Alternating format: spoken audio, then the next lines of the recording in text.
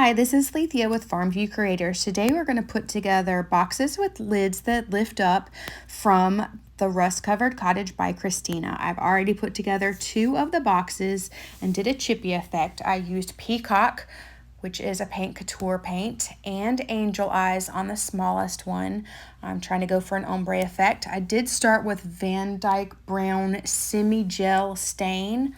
Notice that some of the pieces have little holes in them, and that's how they fit together with the lids. So we want to make sure that we are aware of where those go. And I'm just going to go in with some beeswax because I want to resist the paint so that I can get that nice chippy effect. And now I'm going to go in with the color Abundance by Paint Couture and paint that on. I am not being meticulous about this. I am painting with the grain because the paint does lay down better with that. But I'm not trying to be even with it. I don't want any big globs or anything, but it's already resisting the wax, so it doesn't have to be perfect. Plus, we're going to pull some of it up anyway. So notice how I'm changing my direction based on the way the grain is running in the wood. It just goes down much easier if you do that. Paint Couture mineral paints are amazing because they are so smooth and so rich in color. They are by far my favorite paints. All right, so now we're going to get that really good and dry. Want to make sure that it is nice and dry before we try to do our chippy on it. There are several ways you can do chippy. You can use scrapers, packing tape, or a sander, or painter's tape. So we're going to go in with painter's tape today. Notice I'm going in different directions. I am changing my piece once it gets worn out and isn't pulling up anything anymore, but I am getting all of those pieces and pulling up some of the paint off of all of them. And then I'm going to go in and sand it with my little micro sander just to give it more of a distressed look, trying to go with the grain of the wood again. You got to get it all dusted off before you move on. At this point, I should have gone ahead and put in my Debi's DIY dark wax, but alas, I forgot.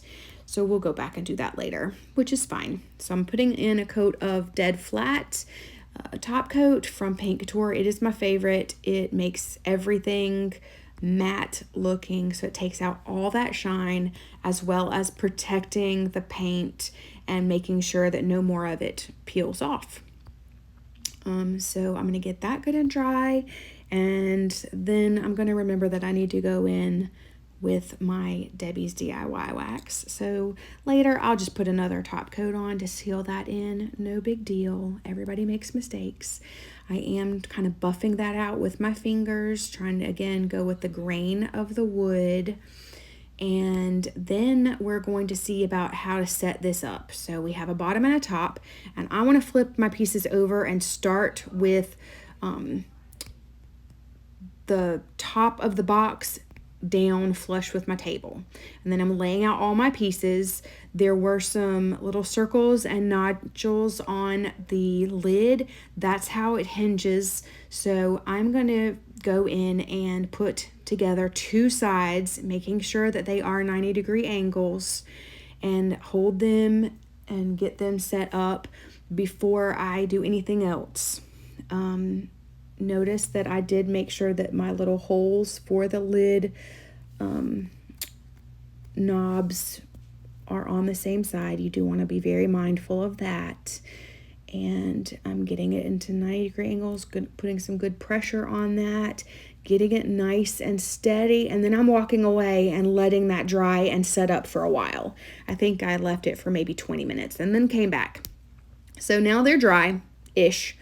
And I'm going to make sure that my little holes are lined up with my knobs. I'm going to slide one in on one side. Then I'm going to put glue on one of my L sides. And I will slide that knob right into the other side. And then I will notch the pieces together. This works so well if you already have 2 of your sides nice and stable and steady and dry. If you try to do all 4 sides separately, you don't have enough hands. So I definitely recommend this. And then we're going to go in and we are going to put some Titebond quick and thick glue on the bottom and notch that right in. It goes in nice and easy because we made sure everything was 90-degree angles earlier. And there we go. We have our box. I am going to wipe up any excess glue on the outside. I'm not really worried about it on the inside. I did check to make sure that my lid was not going to be glued together. So there's all 3 boxes, and I love them. I love how they turned out. I love the colors. I love how they open and they stack, and I hope you liked them too. If you like this video, be sure to subscribe for more. Thanks.